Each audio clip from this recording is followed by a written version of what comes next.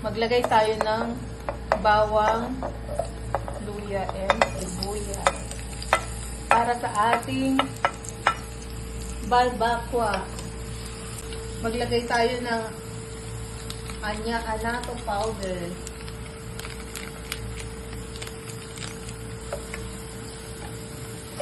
Then, ilagay na natin ang pata. Then, lagyan natin ng beef cube. Now, paminta. Ilagay na natin ang patis.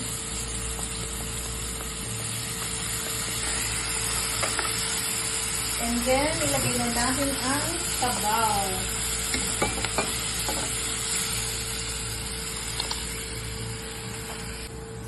Dalawang sili and ang sibuyas. Frozen. Luto na ang ating balbakwa. Thank you for watching. Kain tayo.